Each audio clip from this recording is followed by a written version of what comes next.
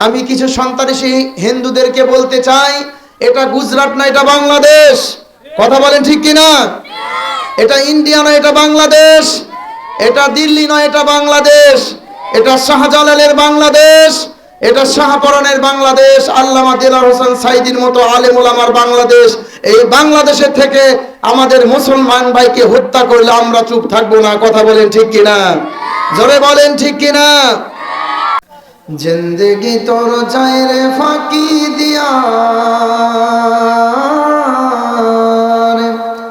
সোনার আদম, জিন্দেগি তোর যায় রে ফাঁকি দিয়া, জিন্দেগি তোর যায় রে ফাঁকি দিয়া সোনার আদম, জিন্দেগি তোর যায় রে ফাঁকি দিয়া। ও আদম রে, পাক ধরিয়া গেছে দাড়ি, দন্ত আছে গোটা চারি,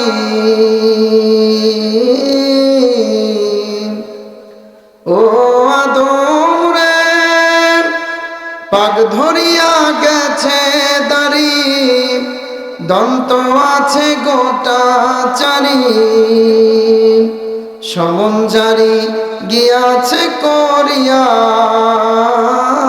রে সোনার আদম, জিন্দেগি তোর যায় রে ফাঁকি দিয়া, জিন্দেগি তোর যায় রে ফাঁকি দিয়া রে সোনার আদম, জিন্দেগি তোর যায় রে ফাঁকি দিয়া। কামিনীর ওই কোলেতে কাল ঘুমোতে রইলি তুই,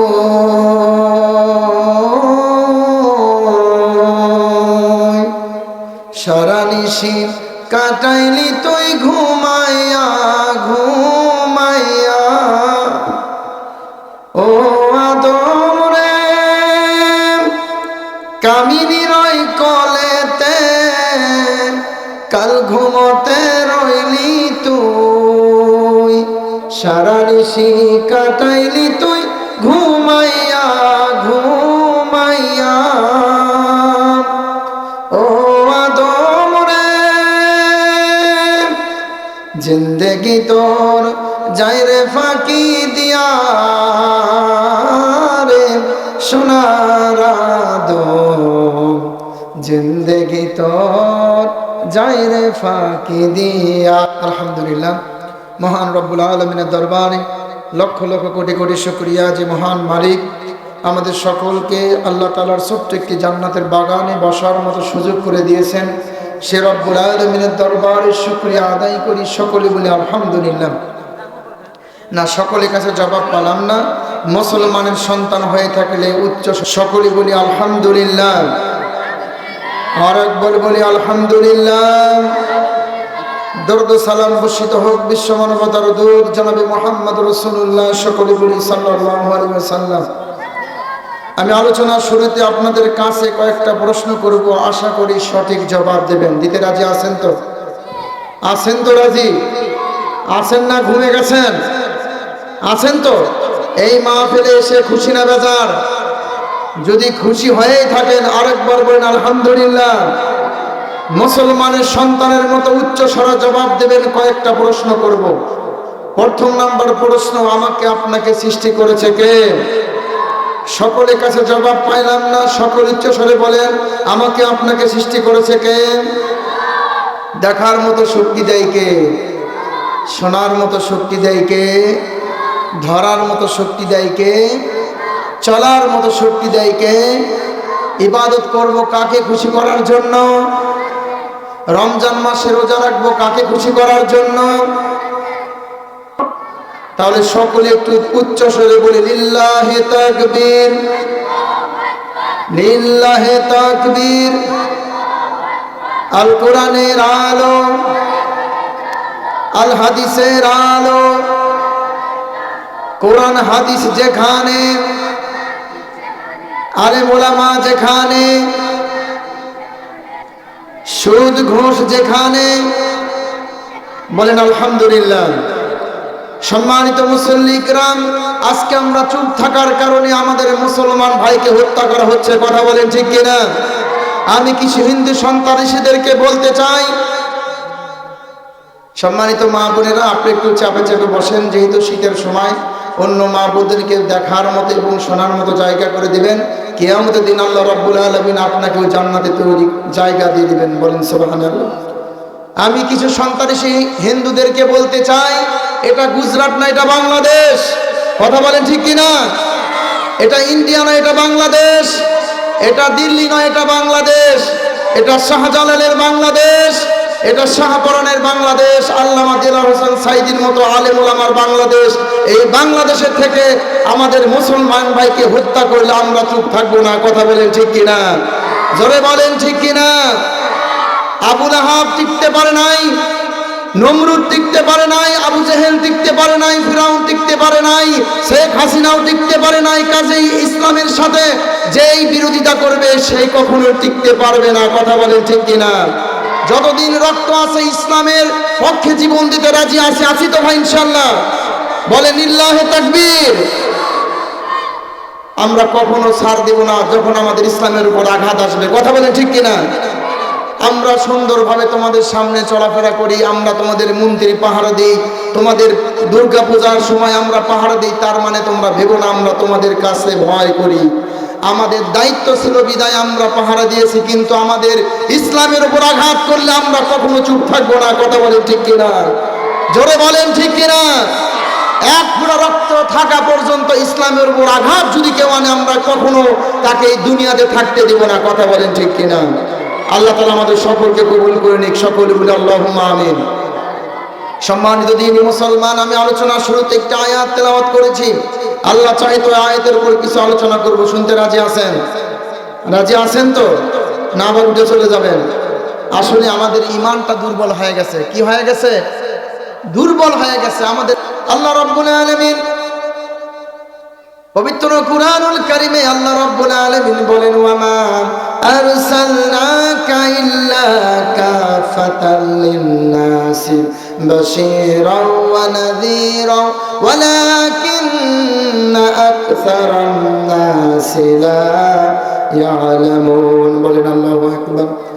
মহান রব্বুল আলামিন পবিত্র কুরআনুল কারীমে বলেন, ওগো আমার বান্দারা, আমি তোমাদের মাঝে আমার নবীকে পাঠাইয়া দিয়েছি তোমাদেরকে সুসংবাদদাতা হিসেবে, তোমাদের মাঝে কোনটা সতর্ক করার জন্য, কোন পথে গেলে তোমরা কোন পথ অবলম্বন করলে তোমরা জান্নাতি হবে, কোন পথে চলাফেরা করলে তোমরা জাহান্নামী হবে। এই জন্য আমার আপনার নবীকে আল্লাহ রাব্বুল আলামিন আমাদের মাঝে পাঠিয়ে দিয়েছেন। বলেন সুবহানাল্লাহ, জোরে বলেন না সুবহানাল্লাহ। আল্লাহ রাব্বুল আলামিন আমার আপনার নবীকে মুজিজা দিয়েছিলেন।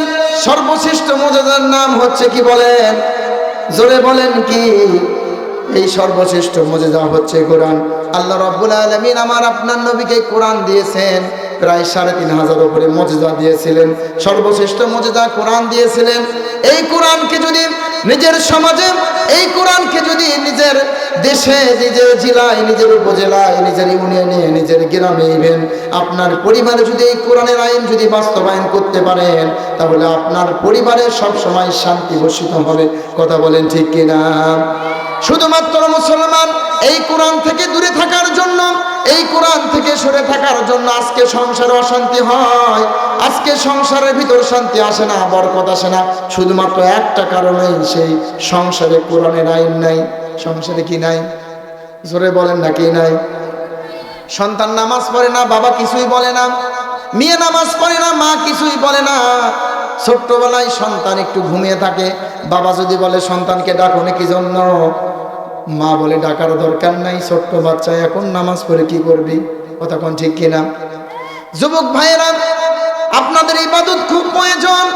এই যুবক ভাইরা এখন ইবাদতের সময়, কিন্তু যুবক ভাইরা ঘুম আসে, তাদের পিতা মাতা একটুও বলে না নামাজের জন্য। দেখবেন এখানে আছে অনেক যুবক ভাইরা 1 বছর 2 বছর ধরে ফজর নামাজই পড়ে না। কি মিথ্যা কথা বললাম? কারণ আমরা এই কোরআনের আইন বাস্তবায়ন করতে পারিনি। এই কোরআন শুধু আমরা মনে করি একটা বই, এই কোরআন শুধু মনে করি আল্লাহ তাআলার কিতাব। এই কোরআন যদি নিজের সমাজে আনতে পারেন, নিজের পরিবারে যদি আনতে পারেন, আল্লাহ রব আপনার নবী সবচেয়ে শ্রেষ্ঠ নবী, বলেন সুবহানাল্লাহ।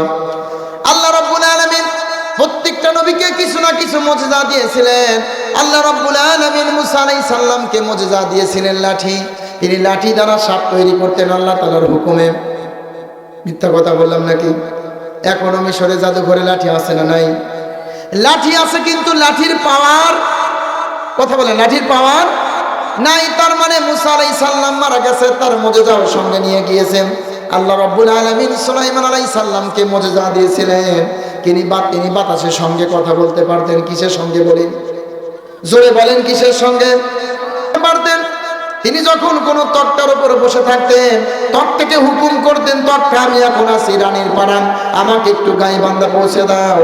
তক্তা বাতাস সুলাইমানের হুকুমে, আল্লাহ তাআলার হুকুমে বাতাস সঙ্গে সঙ্গে গাইবান্ধা পৌঁছে দিত, বলেন সুবহানাল্লাহ। দুনিয়াতে বাতাসও আছে, তক্তাও আছে, কিন্তু পাওয়ার তার মানে সুলাইমান আলাইহিস সালাম মারা গেছে, তার মুজিজাও সঙ্গে নিয়ে গিয়েছেন। আল্লাহ রাব্বুল আলামিন দাউদ আলাইহিস সালামকে মুজিজা দিয়েছিলেন। তিনি লোহা গলাতে পারতেন, লোহা যখন কোনো হাতের উপর রাখতেন, তার হাতের উপর রাখতেন, পানির মতো গলে গলে নাকের ফাঁক দিয়ে পড়ে যেত। এখনো দুনিয়াতে লোহা আছে, বলেন তো, 1000 বার যদি হাতে রাখেন, যদি জিকির করেন, লোহা একটু গলে আর যাবে। তার মানে দাউদ আলাইহিস সালাম মারা গেছে, তার মুজিজাও সঙ্গে নিয়ে গিয়েছে। আল্লাহ রাব্বুল আলামিন ঈসা আলাইহিস সালামকে মুজিজা দিয়েছিলেন। তিনি অন্ধ ব্যক্তিকে ভালো করতে পারতেন। প্রতিবন্ধী মানুষের হাতে যদি একটু ছোঁয়া দিত, হাত ভালো হয়ে যেত। পা একটু যদি ছোঁয়া দিত, পা ভালো হয়ে যেত। বলেন তো, দুনিয়াতে এখন অন্ধ মানুষ আছে না নাই? জোরে বলেন, আছে না নাই? যদি 1000 বার সরিষার তেল দিয়ে যদি মাখেন, এই চোখ একটু ভালো হয়ে যায়, আর কোনোদিন কি চোখ ভালো হবে? তার মানে ঈসা আলাইহিস সালাম মারা গেছে, তার মুজিজাও সঙ্গে নিয়ে গিয়েছে। আল্লাহ রাব্বুল আলামিন আমার আপনার নবীকে প্রায় 3500 মুজিজা দিয়েছিল। আল্লাহ রাব্বুল আলামিন আমার আপনার নবীকে মুজিজা দিয়েছিল 3500 এর অধিক। মতান্তরে কম হতে পারে, বেশি হতে পারে, কিন্তু আমার আপনার নবী একটা মুজিজাও সঙ্গে নিয়ে যায়নি। সমস্ত মুজিজাগুলো দুনিয়াতে দিয়ে গেছে, বলেন সুবহানাল্লাহ। জোরে বলেন না সুবহানাল্লাহ। নামাজের ভিতরে কাউকে সালাম দেয়া যায় না, বলতে পারবেন নাকি? বলতে পারবেন তো? নামাজের ভিতরে কাউকে সালাম দেয়া যায় না, নবীকে সালাম না দিলে নামাজ তো ভাই হয় না, বলেন আল্লাহু আকবার। জোরে বলেন আল্লাহু আকবার। নামাজের ভিতরে সবাই, নামাজের ভিতরে কাউকে সালাম দেয়া যায় না, নবীকে সালাম না দিলে। আমার আপনার নবী এতটা সম্মানিত নবী, নবীকে মুজিজা দিয়েছিলেন 3500 এর অধিক। সর্বশ্রেষ্ঠ মুজিজার নাম হচ্ছে কোরআন। এই কোরআন যদি আমরা সমাজে আনতে পারি, আমাদের সমাজে শান্তি ফিরে আসবে। কথা বলেন ঠিক কিনা?